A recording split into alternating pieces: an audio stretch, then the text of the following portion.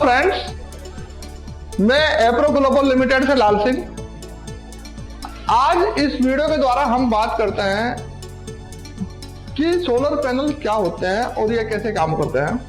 Solar panel का मतलब आज इस वीडियो में हम बेसिक मतलब सोलर पैनल का निर्माण कैसे हुआ, कहां से निकल करके आया है सोलर पैनल, इसी टॉपिक पर हम डिस्कस करते हैं कि बेसिक ऑफ सोलर पैनल मतलब सोलर पैनल का बेसिक कैसे निर्माण हुआ, सोलर पैनल का कैसे वैज्ञानिकों को आइडिया आया कि हम सोलर पैनल भी बना सकते हैं। सोलर पैनल से हम सूरज के प्रकाश के द्वारा वाटेज भी ले सकते हैं, मतलब वोल्टेज और करंट को हम सोलर पैनल के द्वारा प्राप्त कर सकते हैं।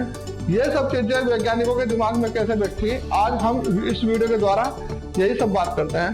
तो आइए हम शुरू करते हैं इस वीडियो के द्वारा कि सबसे पहले हम क्या काम करते हैं। हम बालू को इकट्ठा करते हैं। बालू के अंदर सिलिकॉन डाइऑक्साइड होता है, मतलब बालू के अंदर होता है SiO2 सिलिकॉन डाइऑक्साइड, जिसको हम बालू बोलते हैं या रेत बोलते हैं। बालू को अगर हम 2000 डिग्री सेंटीग्रेड टेम्परेचर पर हीट करते हैं तो इसके अंदर से सिलिकॉन अलग हो जाता है और ऑक्सीजन अलग हो जाता है। तो यहाँ से हम मतलब क्या काम करते हैं, बालू से मतलब रेत से हम सिलिकॉन प्राप्त करते हैं। और अब हम इस सिलिकॉन के बारे में बात करते हैं। सिलिकॉन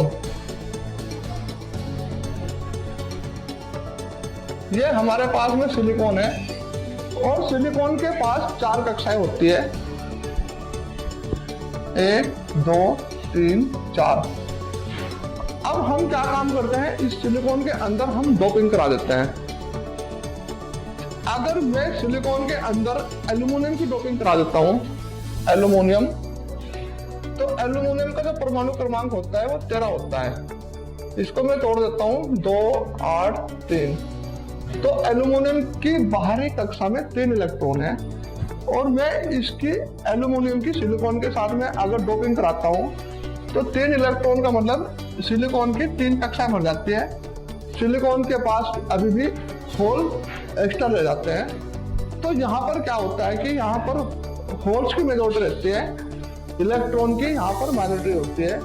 अभी भी इस सिलिकॉन को इलेक्ट्रॉन की आवश्यकता है। तो अब मैं यहाँ पर सेकंड स्टेप में क्या काम करता हूँ कि यहाँ पर मैं फास्फोरस की डोपिंग करा देता हूँ। फास्फोरस का परमाणु क्रमांक 15। तो इसको अगर हम तोड़ देते हैं तो 2 8 और 5, मतलब फास्फोरस की अगर हम डोपिंग कराते हैं तो इस फास्फोरस की बाहरी कक्षा में 5 इलेक्ट्रॉन है। अब मैं इसकी डोपिंग कराता हूं तो 1 2 3 4 और ये 1 5। अब ये सिलिकॉन फायर कर सकता है, मतलब ऑपरेट कर सकता है, क्योंकि इसके सभी कक्षाएं भरने के बाद भी इसके पास इलेक्ट्रॉन फ्री बच जाता है। अब क्या होता है कि ये एक धावक की तरह काम कर सकता है। डोपिंग का मतलब क्या होता है, डोपिंग का मतलब ये होता है कि जैसे अगर सपोज करो आप एक पेशेंट को इंजेक्शन लगा देते हो या दवाइयाँ देते हो, उसको ठीक करने के लिए हम उसको डोपिंग करते हैं, दवाइयों की डोपिंग करते हैं या ग्लूकोज लगाते हैं। तो ऐसे ही सिलिकॉन के साथ में होता है। सिलिकॉन को हम फायर कराने के लिए एल्यूमिनियम या फास्फोरस की डोपिंग कराते हैं, तो वहां पर हमें इलेक्ट्रॉन्स भागते हुए दिखाई देते हैं। तो यहाँ से हमारे पास में क्या बना,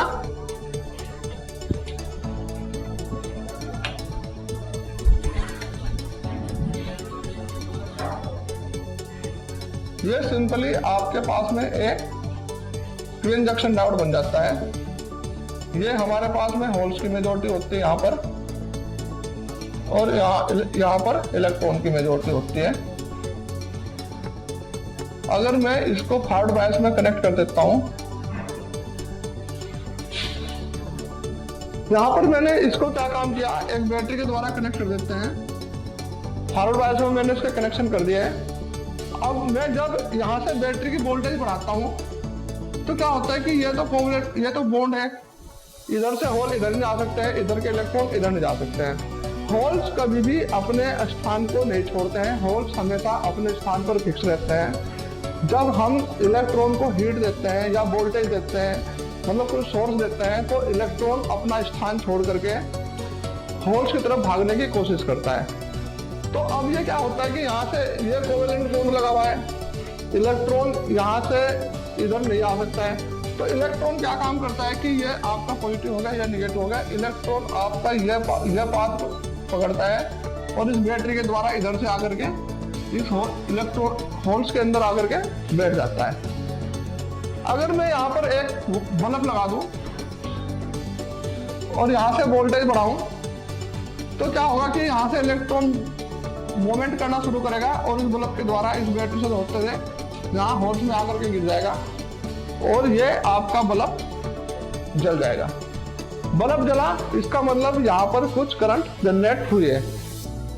तो बस यहीं से वैज्ञानिकों ने एक दिमाग लगाया कि अगर मैं पीएन जंक्शन डायोड को बैटरी से हीट करता हूँ, मतलब बैटरी की सोर्स देता हूँ, तो यहाँ पर इलेक्ट्रॉन जनरेट होते हैं और ये बल्ब हमारा जल जाता है। तो वैज्ञानिकों ने क्या काम किया,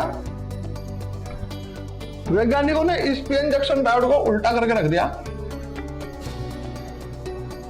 कि एन टाइप की लेयर ऊपर और पी टाइप की लेयर नीचे, और यहां पर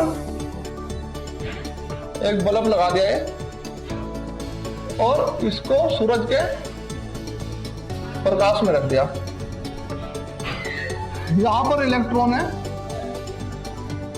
और यहां पर यह होल्स है। जब इस डायोड को सूरज के प्रकाश से हीट दी तो यहाँ एन टाइप की लेयर ऊपर है, मतलब इलेक्ट्रॉन वाली लेयर ऊपर है और होल्स वाली लेयर नीचे है। जब यहाँ से हमने सूरज के प्रकाश से हीट दी थे तो क्या हुआ कि यहाँ से इलेक्ट्रॉन ने भागना शुरू किया। जब इलेक्ट्रॉन ने भागना शुरू किया इस बल्ब के द्वारा, इलेक्ट्रॉन ऐसे आकर के इस होल्स के अंदर बैठा और यहाँ पर यह बल्ब जलना स्टार्ट हो गया। बल्ब जला इसका मतलब इसके अंदर कुछ वोल्टेज जनरेट हुआ है।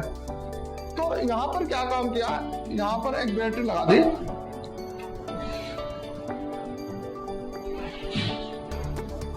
और ये बल्ब यहां से हटा दिया। तो जितना भी यहां से वोल्टेज और करंट जनरेट हो रहा है उस सारे वोल्टेज को यहाँ इस बैटरी के अंदर हम स्टोर कर लेते हैं। यह चूंकि सिलिकॉन का बना हुआ है,